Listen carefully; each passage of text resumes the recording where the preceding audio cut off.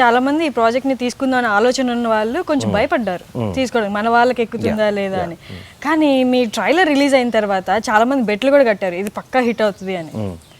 So మీరు అంతే పాజిటివిటీతో ఉన్నారా? వెల్ ఆ ట్రైలర్ వాజ్ వెరీ ఛాలెంజింగ్. ఎందుకంటే ఆనెస్ట్గా చెప్పాలంటే ఆ ఒరిజినల్ విక్కీ డోనర్ ట్రైలర్కి దీనికి అస్సలు సంబంధం లేదు. నేను ముందేమనుకున్నానంటే ఆ ఒరిజినల్ విక్కీ డోనర్ ట్రైలర్ తీసుకుని ఓకే అది hit cinema, original Vicky donor trailer తీసుకుని అదే టెంప్లెట్గా వాడి మన తెలుగు ట్రైలర్ దింపుదామని అనుకున్నాను నేను. ఆ ట్రైలర్ నాకు మా డైరెక్టర్కి నచ్చలా.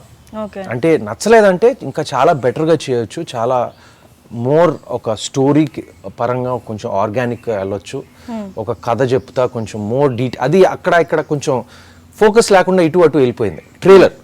I'm not talking about the movie. So we had to work, we had to get a new template, కొత్తగా ఆలోచించి ఇదంతా నా టీమ్ క్రెడిట్ అండి. నేను I don't want take credit for that. You know my director, I don't want పేరున అందరిని చెప్పి bore కొట్టించడం, వాళ్ళని కూడా వాళ్ళ పేర్లు చెప్పుకోవడం నాకు బోర్ కొడుతుంది ఇప్పుడు. So but it's all the credit to my team. అది ఎలా కట్ చేశారు, నేను ఆ ఫైనల్ ఓకే నేను ఫైనల్గా కొంచెం చేశాను, ఇక్కడ ఇదొద్దు అక్కడ ఇదొద్దు, ఫైనల్గా ఇక్కడ థమ్స్ అప్ షాట్ పెడితే బాగుంటుంది, ఆ కోలా షాట్ పెడితే బాగుంటుంది, ఇంకా కొంచెం ఫినిషింగ్ కావాలి, కొంచెం స్టార్టింగ్ కొంచెం బెటర్గా లైక్ ఐ డిడ్ లైక్ కొన్ని చేంజెస్ చేశాను నేను. But credit goes to my team. And నా దృష్టిలో ఆ ట్రైలర్ వాజ్ ద క్లించర్. అంటే అప్పుడు ఇదేంటి ఇలా ఉంది, ఓకే ఈ సినిమా చూడాల్సిందే అనే ఫీలింగ్ అక్కడే స్టార్ట్ అయింది. చాలా మంది మైండ్లో అక్కడే ఏమంటారు ఆ విత్తనం అక్కడే వేసాం, అక్కడే విత్తనం వెంకటేష్ గారి బైట్లో so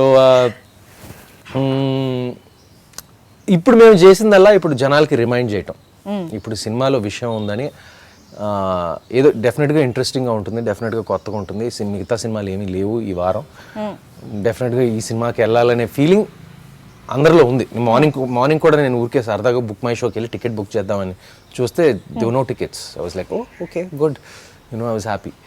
and so all this is just reminding audience that it's releasing tomorrow.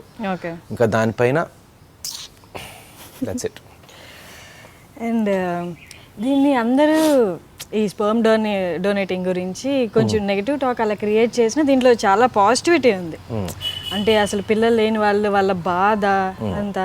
So ఆ డాక్టర్ వేదన అంతా అదే కదా. నాకు పిల్లలు లేరు కదండి, నాకు బాధ ఉంది కదా, అందుకే అంత నైస్గా కన్విన్సింగ్గా సినిమా తీశాను నేను. నా బాధ నేను అది అండర్స్టాండ్ చేసుకోగలిగి మిగతా వాళ్ళు ఏంది చెప్పండి. సో నాకు పిల్లలు లేరు కదండి, నాకు తెలుసండి ఆ బాధ, అందుకని అంత జెన్యున్గా నటించాను, అంత జెన్యున్ సినిమా తీశానండి.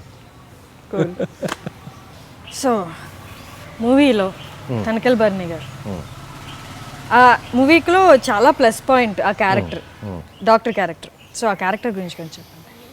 వెల్ ఆ సినిమా casting that character was the key.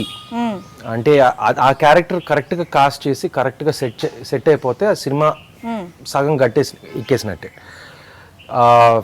నిజంగా అయితే ఇప్పుడు అది వేరే అంటే పేరున చెప్పలేను, కానీ వేరే వాళ్ళు ఎవరినైనా నేను కాస్ట్ చేసి ఉంటే